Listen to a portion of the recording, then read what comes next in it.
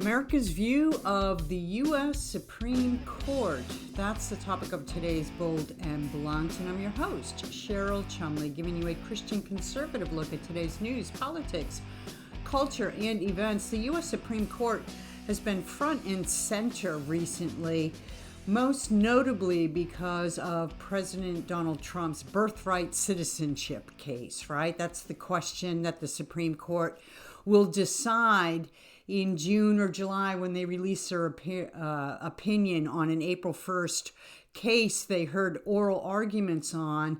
The matter to be decided is, was Trump's January 2025 executive order putting an end to birthright citizenship constitutional or not? The 14th Amendment comes into play, and so do politics, right?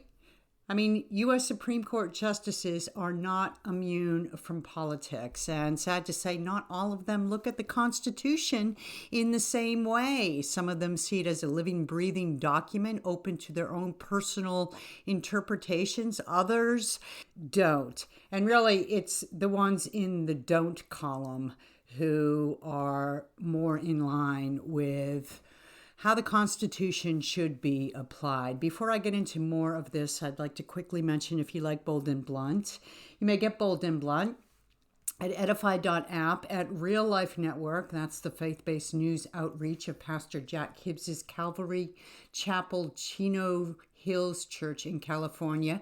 You may also get Bold and Blunt at WashingtonTimes.com, where, if you haven't subscribed to my newsletter, please do. Just scroll to the bottom of the main page there and find the newsletter section. Click on it. And Best of Cheryl Chumley, that's my newsletter. You'll get my commentaries as well as my Bold and Blunt audio versions, as well as my Bold and Blunt video versions delivered right to your email box Monday, Wednesday, and Friday. Of course, you may also get Bold and Blunt wherever podcasts are available. Just do a quick search online and you'll see all the places that carry them. Favorable views of Supreme Court remain near historic low. This is a finding from Pew Research Center published September of 2025. So it's been a little while, but we can still draw some conclusions from it. Mainly that Americans, by and large, are very happy with the Supreme Court. Democrats, Pew writes, remain more likely than Republicans to view the Supreme Court as conservative. 69% of Democrats say this versus 28% of Republicans. That's quite a wide divide. Almost 70% of Democrats think it's too conservative, and only 28% of Republicans think it's conservative. 63% of Republicans say the court is middle of the road. Only 25% of Democrats say it's middle of the road. Now here comes a interesting point. Views of the Supreme Court's power. More than half of Americans, or 57%, say the Supreme Court has the right amount of power, while 32% say it has too much power. Only 9% say the U.S. Supreme Court has too little power. Americans are less likely, or were less likely in 2025 than in 2024, to say the court has too much power. That change was entirely driven by Democrats. Let's move down a little bit. Democratic differences in views of the Supreme Court. There are only modest gender differences in views of the Supreme Court. 50% of men and 46% of women view it favorably. Around 6 in 10 Black adults, or 63%, view the court unfavorably. And meanwhile, a majority of adults under the age of 50 view the court unfavorably as well. Fun statistics, right, to look at. But, you know, there have been many changes over the court in the last few administrations. And of course, you know, whatever president is in control in the White House. He gets the say over more liberal leaning versus conservative leaning. President Donald Trump has scored some wins with his court appointments. Not all conservatives are happy, however, with a couple of the justices that he selected. But by and large, there are some court justices that just stand the test of time, that stand out as being just highly influential. You can make the case that all U.S. Supreme Court justices are historic, right? They're all influential because they're all holding positions that few hold, and they are lifetime appointments, so they have plenty of time to influence the course of America's politics and government and culture, the course of the Constitution, and whether it's interpreted in a broad scope and in broad application, or if it's interpreted in very narrow lines of what the Founding Fathers intended. And perhaps there is no justice in recent memory that has been more influential than Justice Antonin Scalia.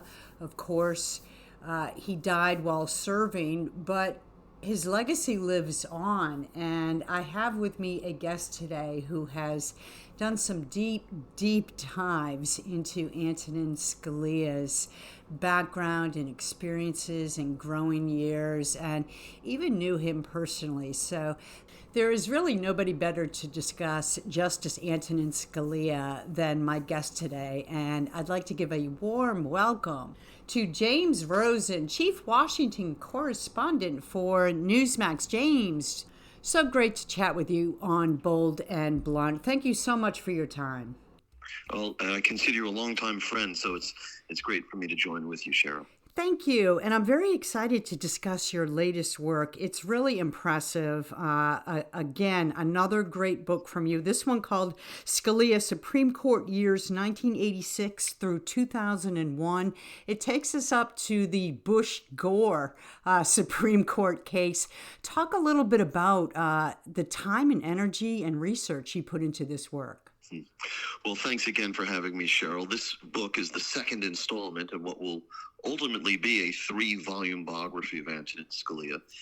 And this second book that just came out is called Scalia, Supreme Court Years, 1986 to 2001. It covers the first half of Scalia's momentous nearly 30 terms on the Supreme Court, in which time he really changed the American law to a point that it affects every single American alive today. And this, as I mentioned, it's the second of 3. The first volume came out about 3 years ago. That was called Scalia, Rise to Greatness, 1936 to 1986. That took you up until the moment he sat down in his chair on the Supreme Court. And now we have the first half of his Supreme Court tenure. I want to emphasize, Cheryl, that these books are not written for lawyers only. Right. They're for everyone. I'm not a lawyer, and I wrote the thing. And I can tell you that preparing it for the editing process and to go out and promote it like we're doing now, I just kept cracking up rereading the manuscript because Scalia himself was such a lively and funny person. This literally starts on the first day of work, his first day as a Supreme Court justice. And the reader will see the world and the inside of the Supreme Court through Antonin Scalia's eye sockets. What's it like to show up for work for your first day as a justice on the Supreme Court? What's the inside of the place look like? And we take a sort of a tour of the court. And I had access to Scalia's private unpublished correspondence. And in his first conference as a justice, this would be October 1986, the conference is where the 9 justices and only the 9 justices get lock themselves in a room, the conference room at the Supreme Court, lots of ornate law books and old, dark wood panel, and just as you'd expect it to look. And the Chief Justice goes down the line in order of seniority of the justices who've been there the longest. And they say how they're going to vote, a couple of quick lines on how they intend to vote on the cases that they've just heard oral argument on, maybe 2 or 3 days earlier. And Scalia wrote to a friend privately, this had never been published before, that when finally he got to speak as the junior justice, the 9th in the room to speak, he said when it came his turn to open his mouth, he said, "I felt like a character in a Woody Allen movie." So you will get the law from these books. You'll understand Scalia's judicial philosophy of originalism and textualism, how that changed the law for every American alive today. But you'll also get the man. You'll get what he was like with his wife, with his kids, with the other justices. Some of those relationships were rockier than others. And you'll get the devout Catholic. The first book traced the formation of Antonin Scalia's faith, where he was the product of Jesuit education, a valedictorian at 2 Jesuit schools, including Georgetown University. This book shows his struggle to keep separate the tenets of his Catholic faith and his work as a judge or a justice. And just as he did not want latter-day judges inflicting their own or grafting their own latter-day policy preferences onto the enduring existing legal text of the Constitution or any law enacted at any point since then, he did not think it would be proper for him to graft his own Catholicism onto his work in interpreting the Constitution or other legal texts. The way he used to put it, Cheryl, is he used to say, there's no such thing as a Catholic hamburger. The closest we would come would be a hamburger that is made perfectly. and you know, I did notice, because you were kind enough to send me the PDF version of your book, which, you know, I haven't had time to read yet, but I look forward to it simply because you do write in a layman's way. You don't make it this legal jargon, so it's going to be a very interesting read. But you bring out right at the forefront Scalia's faith, and as you say, he worked hard to keep that separate, but at the same time, he was very humble, and that was because of his faith. At least that's what I was reading from the very beginning words of your book. So, you know, Scalia is not just an important Supreme Court justice. Antonin Scalia is one of the most important Americans of the last 100 years. And I'd put him up there with any inventor or president or Babe Ruth or anyone else you'd want to mention, because of his philosophy that he brought to the business of being a judge. What is the central business of being a judge? What do they do for a living? They interpret the laws, and they tell us what the laws mean. When Scalia came along, he was, as a federal judge in the early 80s, there prevailed in the law at that time a liberal notion called the living Constitution. Mm-hmm. This is the idea that when judges interpret the Constitution, or any law for that matter, they should have the latitude to give it a very broad meaning, broader perhaps than the text itself will allow, because it's a living, breathing document. It should expand with the times to account for phenomena that the founding fathers could never have anticipated, such as television or the internet or nuclear weapons.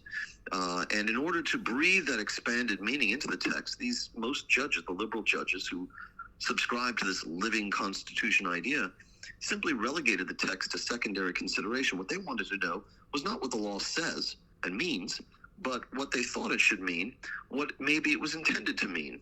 So they would look for the intent, the founder's intent or the lawmaker's intent. And how do they find the intent of the lawmakers?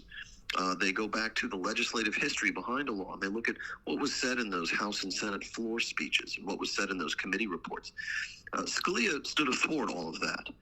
He used to say, I don't care if we should find a scrap of paper signed by all the founders that tells us what their secret intent for the Constitution was.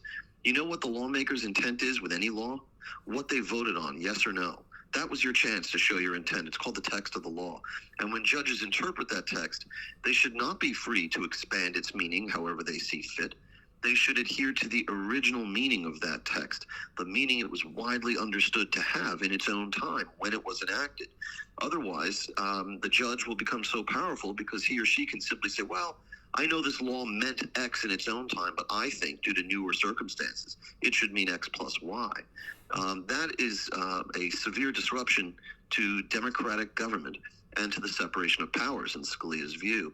And not because he won so many cases, he was on the winning end of so many cases. More often he was writing in dissent, but through his tireless evangelism for originalism and textualism being the metal detector you use to find the original meaning of a law. What does the text say?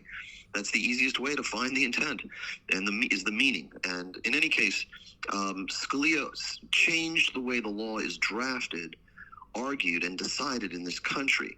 Originalism was very lonely when he came along, but by the time he died, no less a figure than Justice Elena Kagan, who was placed on the Supreme Court by President Obama, pronounced that as a result, in effect, of Scalia's counter-revolution, my words, not hers, she said publicly, quote, "We are all originalists now." And again, that changed the way the law is conceived and drafted and argued and decided affects us all today. Where did this originalism come from in him? Well, his father was a Sicilian immigrant, came to this country not speaking a word of English and made himself into a professor of Romance languages at Brooklyn College. And he used to write, the father, about the perils of a dishonest translator. Where somebody translating from one language to the next had the ability to change the meaning. As well, Scalia was a devout Catholic, as were his parents, and so he imbibed from the church this reverence for the inviolability of sacred foundational texts. So all of that put together, fused with his interest in the law, imbued him with this, what was at the time in the 1980s, a novel philosophy of judges should adhere to the original meaning of the law. But he was so successful as a writer, as an evangelist on and off the bench, and with his affability and his wit and his literary gifts, he was able to change the way lawyers conceive of the law, and nobody really looks to the legislative history anymore. The first place people go and judges go to interpret the meaning of laws now is the text, and they look for its original meaning. He is such a fascinating figure to many of us, not just on the right, but just to many Americans. And so I know that you had a couple of sit-down lunches with him. So first, just as a point of professional jealousy, my goodness, how blessed you were, James. Yes, Talk about how that came about, but also what did you discover during lunch with Scalia that was not evident to the rest of us? So I am very blessed to have had a couple of one-on-one lunches with Justice Scalia. This takes us back to 1999 when I was 30, and then again in 2001. And this happened simply because I had always enjoyed watching him when I was in high school on these PBS debate programs where it would be filmed in a kind of a theater in the round setting with a live studio audience, and they would convene these eminent minds, Dan Rather, Sandra Day O'Connor, Gerald Ford, Antonin Scalia. And under the tutelage of a moderator, they would debate these hypothetical scenarios from their different perspectives. Dan Rather, that terrorist, says he's going to detonate that bomb by X o'clock if he doesn't get what he wants. How much of this are you willing to report to the public? Well, first, I'd want to know the facts. And they were fascinating exchanges. But Scalia struck me fundamentally as just different from everyone else on those stages. First of all, although he was born in New Jersey, he moved to Queens at the age of 5 and always considered himself, first and foremost, Cheryl, a Yankee fan. And I, too, am an outer borough New Yorker. I was born in Brooklyn and raised on Staten Island, and I could recognize that outer borough chip on the shoulder, that slight aggressiveness, the sarcasm, the in-your-face humor. The fact that Scalia had humor at all set him apart from these other participants. When I came to Washington in 1999, to begin my career as a Washington correspondent, then at the Fox News Channel, the company had nobody covering the Supreme Court at the time, so I wrote him a letter. I asked for an interview. And this commenced a kind of very amusing correspondence that went on for 2 years that's excerpted in this new book. And it ended with him saying, I'll agree to an off-the-record lunch with you. So the details of these lunches, what we discussed, and it was wide and varied and significant, unfortunately must remain off the record. But with the dispensation of the Scalia family, I've been allowed to discuss a bit of the atmospherics. And honestly, you want to know what he was like? It was like I was hanging out with an avuncular Italian uncle, like a Paul Sorvino character. But I had to pinch myself every once in a while because I'm not a lawyer. And, I was desperate just to not avoid embarrassing myself. But, you're not with your Italian uncle. You are with one of the towering intellects of our time. But he made me eat vegetables off of his plate, Cheryl. I said, Mr. Justice, come on.